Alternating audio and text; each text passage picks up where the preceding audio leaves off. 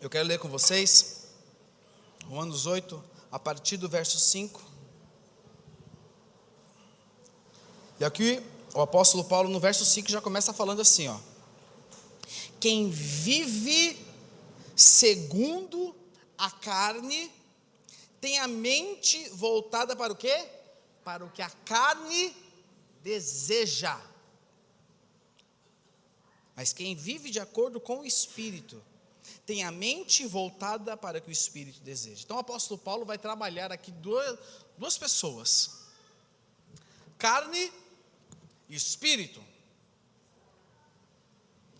Velha natureza e nova natureza. A mentalidade da carne é morte, mas a mentalidade do espírito é vida e paz. A mentalidade da carne é inimiga de Deus, porque não se submete à lei de Deus, nem pode fazê-lo. Quem é dominado pela carne não pode agradar a Deus. Entretanto, vocês não estão sob o domínio da carne, mas do Espírito, se de fato o Espírito de Deus habita em vocês. E se alguém não tem o Espírito de Cristo, não pertence a Cristo. Mas se Cristo está em vocês, o corpo está morto por causa do pecado, mas o Espírito está vivo por causa da justiça. Glória a Deus. E se o Espírito daquele que ressuscitou Jesus dentre os mortos habita em vocês, aquele que ressuscitou a Cristo dentre os mortos também dará vida a seus corpos mortais por meio do seu Espírito que habita em vocês. Portanto, irmãos, estamos em dívida, não para com a carne, para vivermos sujeito a ela. Pois se vocês viverem de acordo com a carne, o que diz aí? Morrerão. Mas se pelo Espírito fizerem morrer os atos do corpo, viverão. Porque todos os que são guiados pelo Espírito de Deus são filhos de Deus. Pois vocês não receberam um espírito que os escravize, para novamente temerem, mas receberam o Espírito que os torna o quê? Filhos por adoção, por meio do qual clamamos Abba, Pai. O próprio Espírito testemunha ao nosso espírito que somos o quê? Filhos de Deus. Nós falamos na semana passada das 3 metáforas que existem lá em Efésios. E o primeiro é um corpo para o filho, o segundo uma família para o pai, e o terceiro um templo para o Espírito. E aqui o apóstolo Paulo nos fala que o próprio Espírito testemunha ao nosso espírito que somos filhos, família, filho. Se somos filhos, então somos herdeiros. Herdeiros de Deus e co-herdeiros com Cristo. Se de fato participamos dos seus sofrimentos, para que também participemos da sua glória. Amém. O apóstolo Paulo deixa bem claro aqui. Ele fala daqueles que são guiados pela carne e daqueles que são guiados pelo Espírito. A Bíblia, ela nos mostra duas pessoas. Mas a Bíblia toda ela é centrada em cima de uma pessoa. A figura central da Bíblia chama-se Jesus Cristo. De Gênesis a Apocalipse, você consegue encontrar Jesus em todos os livros da Bíblia, relatando ali Jesus, a sua obra, aquilo que aconteceria, está falando de Jesus. Mas a Bíblia também fala de um outro homem, chamado Adão. O Adão, que pecou juntamente com sua esposa, ali naquele jardim, onde eles não creram naquilo que Deus falou para eles, e foram contra, e tocaram naquilo que não era para tocar. Aonde a árvore que lhes parecia que era boa, não era boa. Aonde a árvore que parecia que ia abrir coisas novas para ele, era o lugar onde Deus falava para eles não tocarem. E a partir daquele momento, uma nova raça foi criada sobre a face da terra, aonde todos aqueles que eram gerados, estavam sendo gerados dentro da semente do pecado. Santo Agostinho fala uma frase, que o Pai Nosso de Adão, seja feita a minha vontade, assim na terra como no céu. E o Pai Nosso de Jesus, seja feita a tua vontade, assim na terra como nos céus. A geração adâmica é a geração que só pensa em si mesma. Pensa nos seus prazeres, pensa na sua carne, pensa no que você pode conseguir de melhor, no que você pode avançar, pensa em si. Mas nós estamos falando de igreja nestes dias, falando de pessoas regeneradas, restauradas, salvas pelo sangue de Jesus, pessoas que foram alcançadas pela graça, foram alcançadas pelo milagre, foram alcançadas pelo sacrifício do Cordeiro, pessoas que foram restauradas, pessoas que foram libertas da escravidão do pecado, pessoas que foram alcançadas pela maravilhosa graça de Deus. Você foi alcançado? Glória a Deus. E essas pessoas que foram alcançadas, que convivem juntas elas formam o quê? Juntas elas são quem? Elas são a igreja do Senhor Jesus. Onde houverem 2 ou 3 reunidos no meu nome, ali estarei eu. Jesus está no nosso meio, porque nós estamos reunidos no nome dele. A igreja dele está reunida aqui.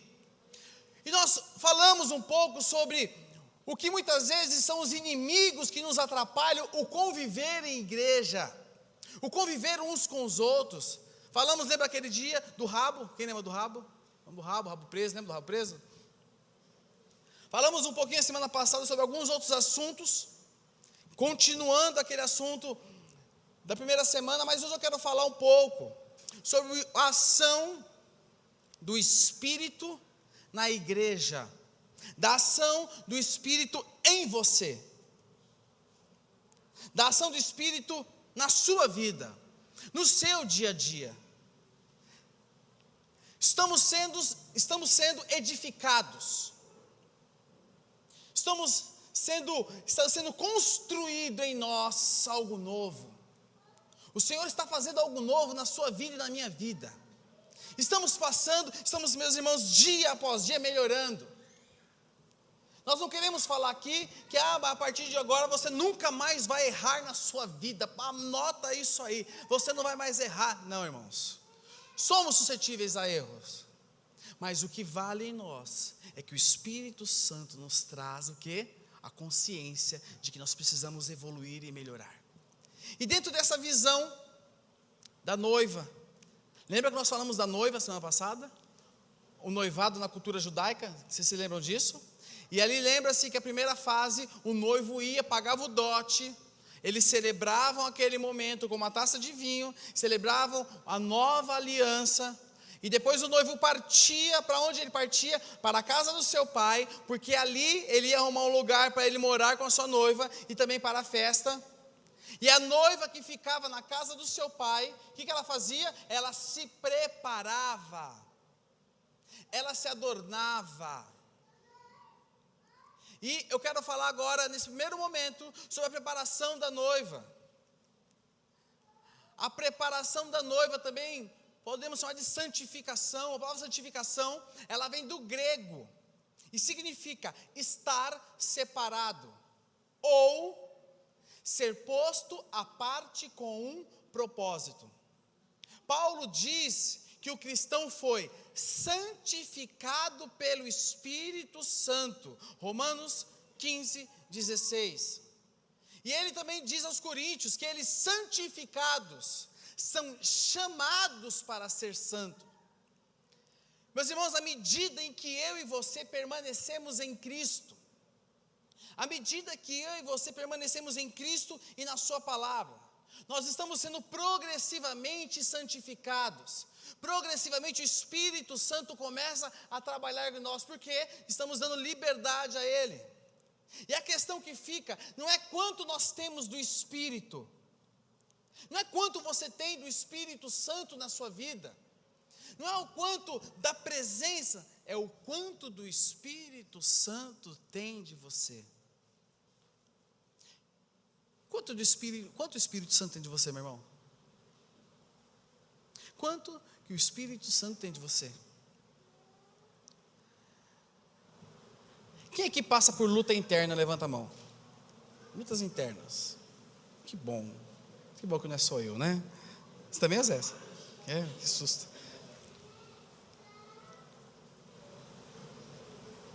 Dentro de nós, presta atenção, dentro de você, existe um conflito, que muitas vezes é aguçado pelas tentações, muitas vezes é aguçado pelo desejo daquilo que não faz mais parte da sua natureza. Existe um conflito entre duas naturezas, elas lutam para ter o domínio, mas nós temos que ter em mente o que nós temos alimentado, o que você tem alimentado, o que você tem se alimentado, o que você tem colocado para dentro de você, quanto do Espírito Santo você tem buscado, qual tem sido o seu comprometimento com a palavra de Deus. Meus irmãos, se você alimentar a sua vida espiritual, e der permissão ao Espírito Santo de te revestir com poder, Ele dirigirá a sua vida. Porém, se você matar a sua natureza espiritual, a sua fome por Deus, e deixar com que os seus desejos dominem você, você está indo para um outro lado. Romanos capítulo 7, verso 21, o apóstolo Paulo fala um pouco disso, dessa luta interna. Romanos 7, 21.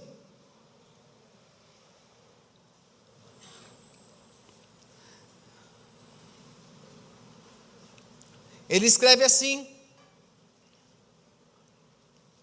assim, encontro esta lei que atua em mim. Quando quero fazer o bem, o mal está junto a mim. No íntimo do meu ser tenho prazer na lei de Deus, mas vejo outra lei atuando nos membros do meu corpo, guerreando contra a lei da minha mente, tornando-me prisioneiro da lei do pecado que atua em meus membros. Paulo fala dessa luta. Várias vezes chegaram em mim e falaram assim para mim: desde que eu me tornei cristão, eu tenho tido tanta luta interna como eu nunca tinha antes. E aí fala assim para mim: antigamente eu não tinha tanta vontade de pecar. E aí, meus irmãos, resposta: nós devemos ser gratos por isso.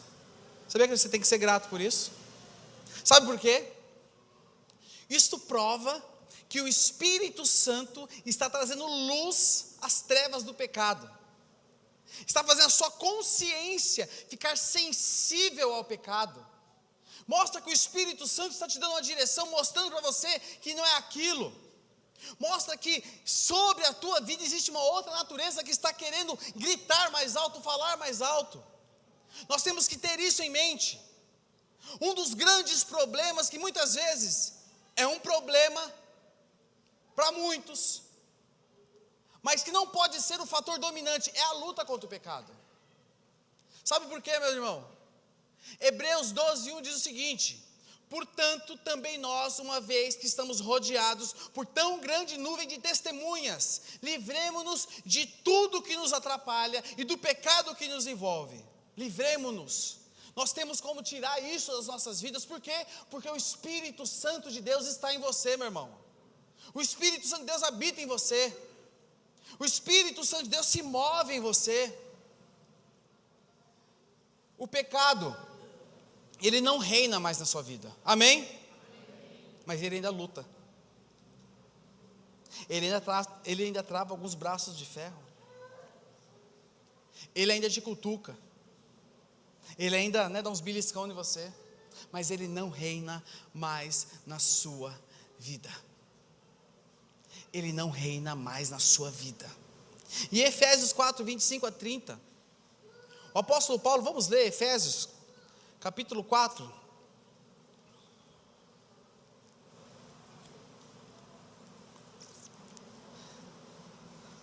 verso 25,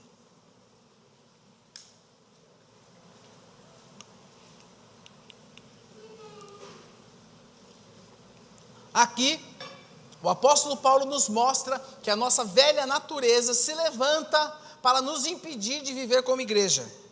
E agora, olha o que ele fala aqui. O tema lá do versículo 4, lá em cima, é a unidade do corpo de Cristo. Nós sabemos que o tema central, o alicerce central da igreja é a unidade.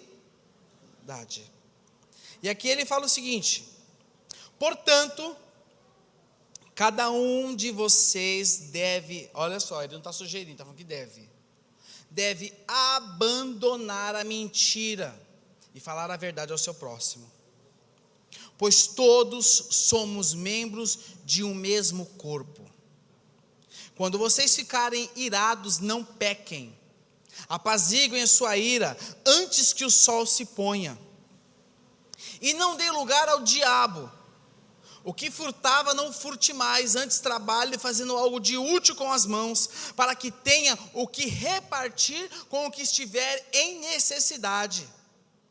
Nenhuma palavra torpe, ouviu aí? Nenhuma palavra, nenhuma, não é algumas, não é só os palavrão gospel que pode falar, palavrão fofinho, filho das trevas, né? Filho de Nabucodonosor, o que mais? Filho de Jezabel, incircunciso, sem vergonha, esses que vocês falam na mente, né? O que vale é o que está no coração, viu, irmãos? Né? Mas apenas o que for útil para edificar aos outros. Presta atenção, vamos fazer um negócio agora. Vire para quem está do seu lado e fale algo para edificar ele. De pronto, assim, vai agora. Vire para quem está do lado. Fala algo para edificar ele. Fala algo para edificar ele. De pronto.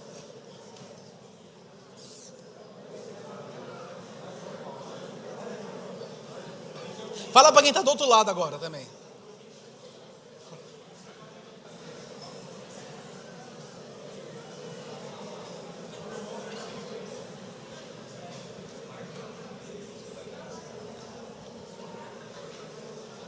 Isso tem que ser a nossa postura.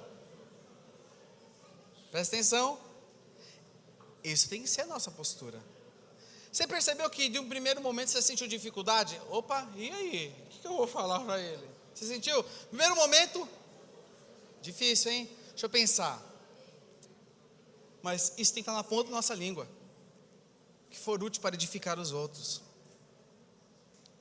Conforme a necessidade, para que conceda graça aos que ouvem.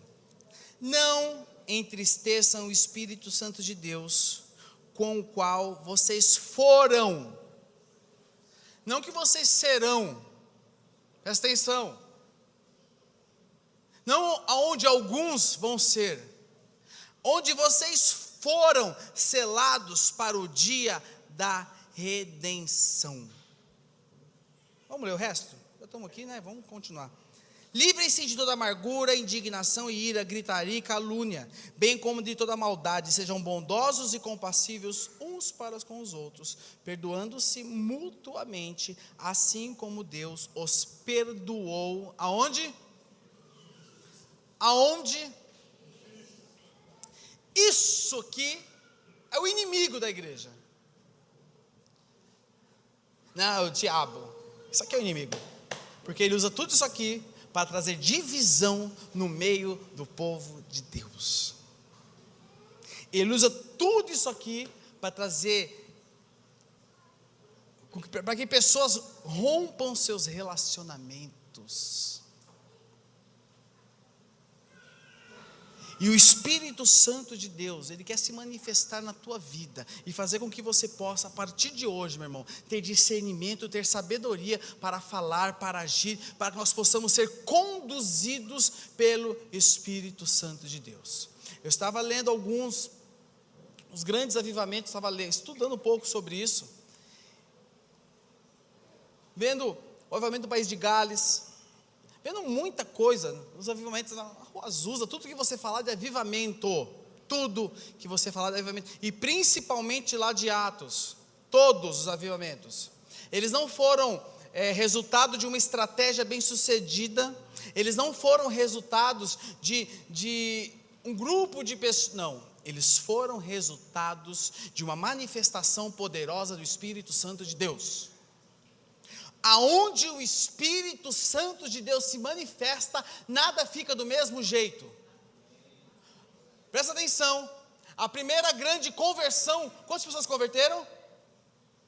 3.000 pessoas. O que tinha acontecido antes disso? Eles foram cheios do Espírito Santo, ou seja, aonde o Espírito de Deus se manifesta, nada fica do mesmo jeito. O Espírito Santo convence o pecador, é o Espírito Santo que convence. De manhã nós tivemos salvação aqui, irmãos, de manhã. Nós tínhamos um público aqui de mais de 300 pessoas, tivemos salvação aqui de manhã. E eu conversava com uma pessoa, e ela estava meio emocionada. Aí eu falei, o que aconteceu? Eu falei, você vê como Deus é. Eu falei, o que ele fez agora? Ele falou, aquela pessoa que aceitou Jesus, ela estava sentada aqui, balançando a cabeça, e tudo que você falava, ela ia contra. E sabe o que aconteceu, irmãos? O Espírito Santo tocou no coração dela, e ela ficou chorando aqui na frente. Porque quem convence é o Espírito de Deus. Quem faz é o Espírito de Deus. Nós podemos fazer muita coisa, mas todas elas irão perecer. Mas aquilo que o Espírito começar a fazer através da sua vida, da minha vida e através dessa igreja, permanecerá. E as futuras gerações irão provar, irão viver de um grande avivamento que começou em Itaquera através da sua vida. E nós temos, meus irmãos, de ter sensibilidade. Nós temos que ser sensíveis ao Espírito. Nós precisamos entender que o Espírito Santo não tem padrões. Nós vamos desfrutar de uma intimidade com o Espírito Santo. Temos que deixar todo o pensamento pronto de lado. Hoje em dia as pessoas querem fabricar. Não, é assim. Coloca o Espírito Santo numa caixinha bonitinha, põe um lacinho em cima, uma fitinha bonitinha, coloca um cartãozinho aqui, pá, toma para você, Espírito Santo, abre, abriu, sentiu? Não, então você está duro de coração, o problema está com você, porque ele estava aqui na caixinha, eu botei ele na caixinha. As pessoas querem apresentar um padrão pronto. Eu lembro que, muitos anos atrás, eu não era batizado pelo Espírito Santo ainda. E aí irmãos, eu queria ser batizado com o Espírito Santo, irmãos. Eu ia para o culto do Espírito Santo só para buscar batismo. Não era, a Fabiana lembra disso. Tinha o culto do Espírito Santo, eu ia lá, irmãos. Eu ia meio-dia num lugar que tinha culto, porque eu queria ser batizado. Depois eu ia à noite, e no dia seguinte eu ia de novo. E orava em casa, e aí? Mas falava assim, não, para ser batizado você tem que fazer isso. Ah, tem que estar assim, assim, assado. Tua vida tem que estar assim, você tem que estar misericórdia, mano. E aquilo ficou na minha cabeça. Ficou na minha cabeça ali, trancado, e me travou. Quando, um dia, eu entendi que o Espírito Santo não precisa de padrão, mas que ele precisa que eu dê liberdade para ele agir na minha vida, meus irmãos. Ele me tocou. E ele é assim. Ele toca quando nós damos liberdade a ele. Toca quando nós nos abrimos para ele. Sabe, meus irmãos, nós vamos trazer isso para o nosso contexto de igreja.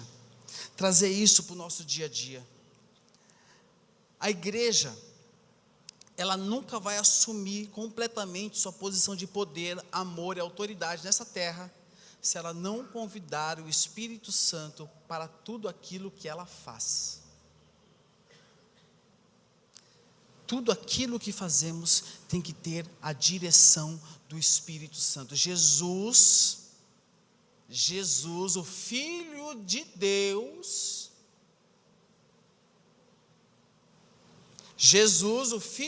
não fez nada antes de receber o poder do Espírito Santo. Se você quiser ler depois, está relatado em Lucas 4, de 1 a 15. Ele não fez nada antes de ser revestido pelo poder do Espírito Santo. O Espírito Santo, ele não é um complemento legal da sua vida em Cristo. Mas o Espírito Santo é a essência de Cristo da terra.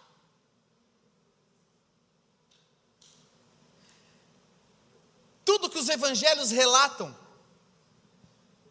que Jesus fazia, que Jesus vivia, tudo foi impulsionado pelo Espírito Santo. E eu posso te falar algo, tudo isso está ao teu alcance, está ao seu alcance. Sabe como você pode alcançar isso? Se você buscar ser dirigido pelo Espírito Santo de Deus.